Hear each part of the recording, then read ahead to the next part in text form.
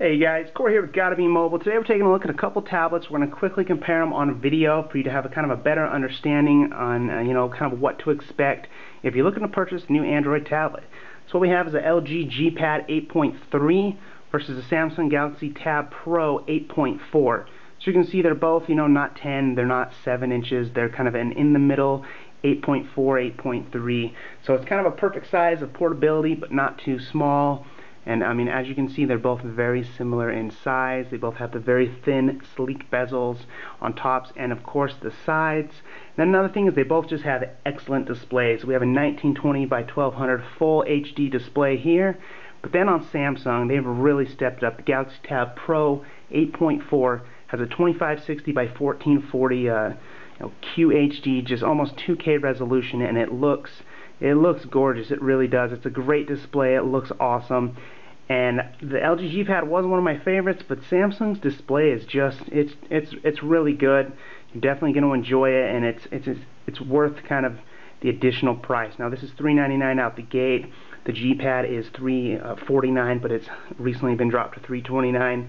But it is available also with 4G LTE from Verizon for $299, which makes the LG G-Pad kind of the better buy. Get it for $299 with the same amount of storage and a very similar screen. But before we get into it too much, let's kind of just go over it. The screens are about the same. Samsung here we have a 2.3 gigahertz quad-core processor with 2 gigs of RAM. It's a Snapdragon 800 from Qualcomm.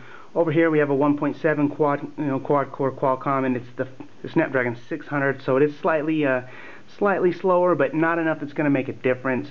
We have 2 gigs of RAM in both, 16 gigabytes of storage in both. Beautiful HD displays. I mean, they both have stereo speakers on the bottom, quality front and rear facing cameras.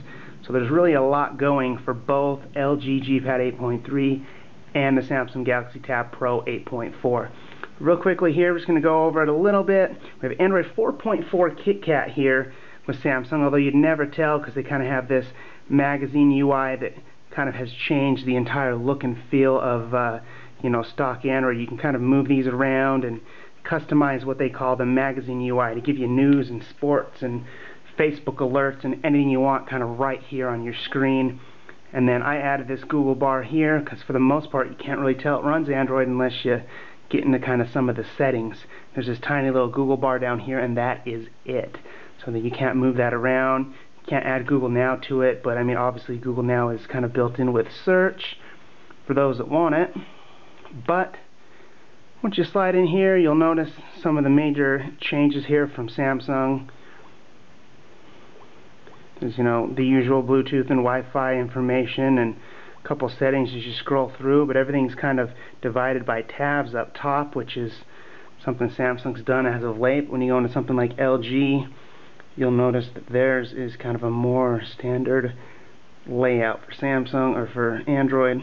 But the only problem here with LG versus Samsung is we're on Android 4.2 Jelly Bean here versus 4.4. Now this was released with 4.2 right before KitKat came out. So I mean they could have had 4.3, but I mean it definitely needs an update. One should be coming. For the most part, LG hasn't been the best when it comes to software updates. They're not the quickest. So hopefully an update to KitKat is coming soon for the LG G-Pad. Otherwise Samsung's definitely winning here because it's got Android 4.4.2 KitKat already on it out of the box. So definitely a nice change of pace. You also see the on-screen buttons versus the dedicated menu button and dedicated home button, and then you have some multitasking here like we're used to with Android, but kind of Samsung's changed that. Push and hold that over here to kind of access the same menu. But enough of that, let's go really quickly around both display devices and just kind of give you a rundown. One thing here, LG has this knock-on feature. You double tap to quickly turn it on. Very nice. It seems kind of like a small thing, but it's very handy and helpful for a tablet. But go ahead and come to the side. Both of them have power buttons on the sides and volume rockers up and down, but let me just go over them one at a time here. We have power, volume up and down. As you come over here to the bottom side, 3.5mm headphone jack up top. We have a micro SD slot for expanding storage, and then an infrared port for a remote control. And then there is a 5 megapixel camera on the rear. dual stereo speakers, and then that micro USB for charging. But it's got a nice aluminum feel. It's a fingerprint magnet, but it feels great in the hands. There is some kind of plastic on the top and bottom, and plastic on the sides that might make it a little easier to hold, so you don't feel like you're going to drop your all aluminum tablet.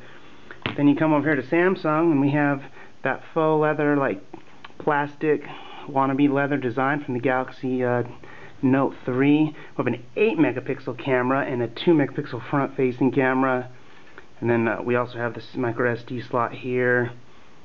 We have the 3.5 millimeter headphone jack. We rip around to the other side. We have the power, volume up and down, and then an infrared port as well. So both of these can double as a remote control for your television. Then down here we have the stereo speakers as well and the charging port. So there's not a lot going on here. They're both very similar with features, options, and layouts. The only thing when it kind of breaks down is Samsung's got a slightly better display, it's got a faster processor and a better camera, and the latest version of Android. So you put that all kind of in its perspective, the Galaxy Tab Pro probably offers a better experience, but it is $399 versus $299 for the LG G Pad from Verizon. But just a quick look here at both of these tablets. They're both, very good competitors for the Nexus 7 and awesome tablets in that kind of mid-size, not too big, not too small.